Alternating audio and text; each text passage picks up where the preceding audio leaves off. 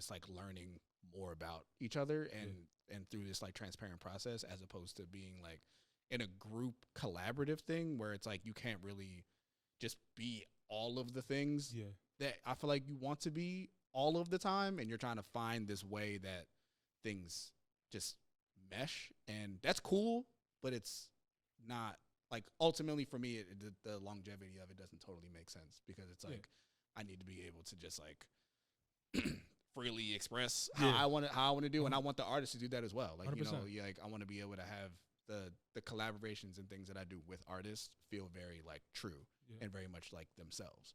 Definitely. And then when it comes to like the collaboration, one of my favorite collaborations that you had was with Frankie Hill, with the User Our Project. Brother. Yeah, we had him on the pod. It was a couple years back. We talked about it, and he spoke super highly of you. Yeah. That also helped me dive into like what you were doing. And he was talking. I remember him vividly talking about just like how the sessions were. It was like a Kobe and Shaq type thing. He didn't use these words verbatim, but like Kobe and Shaq type thing, where it was like iron sharpens iron. Like you weren't gonna let you hold him to a certain standard. He held you for a certain standard. It's like if you put some whack that's on the it's like, come on, nigga, you can do better than that. That type of shit. Like, come on, I need everything. So I want to hear from your experience. Like, one, how did that come about, and what was like your experience working with such like a talented artist like Frankie Hill? Bro, first of all, shout out my brother Mike Takis, man, because he set it up, man. He literally he like paid for, it was like a birthday gift to Frankie that he paid for studio time. Yeah. And he was like, but I've known Mike, so he was like, yo, Cam's nice. You got to work with Cam. And then he's like, yo, Frankie's nice. You got to work with Frankie. And then it was like, he was like, yo, y'all are linking up. We're doing this. And then it was like, he came in and it was just like,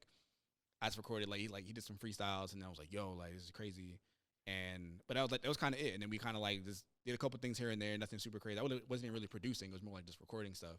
And then I was still doing my group thing. We were always like be hanging out and stuff. And then like, we just like randomly ran into each other at like Wawa. Like, and like one day, and it was like, yo, it's been a minute, bro. Like, we got to link back up. Like, let's get back in the studio. And then we just like got back in the studio, and then I started linking up with him a lot more, and like his people, and like I cool with like his crew, and like we just ended up just, I don't know, they had this studio in Jackson Street, and we would go over there like every night. And for me, it was a point where it was like the group had just fizzled out, and I was like kind of like in a really depressive like kind of state, low key, because I was like, I don't know what to do. I don't know where to go.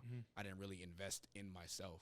I invested everything into the group, and I wasn't really doing graphics like that heavy at that point. It was like 2016, and like that was like I don't know. Like I tell them all the time, I'm like, bro, like y'all like saved my life, bro. Like y'all doing this, y'all having this studio here literally changed my whole life, because I was finally around people that just like really were dedicated to this shit. Like really like, yo, we're in here every night, like 8 to 8, bro, like 8 a.m. to 8 p.m. to 8 a.m.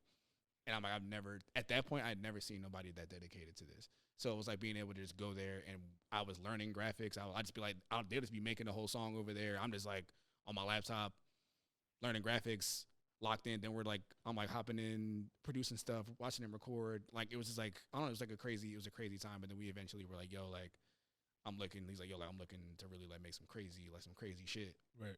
And at this time I had just finished a project with Ivy.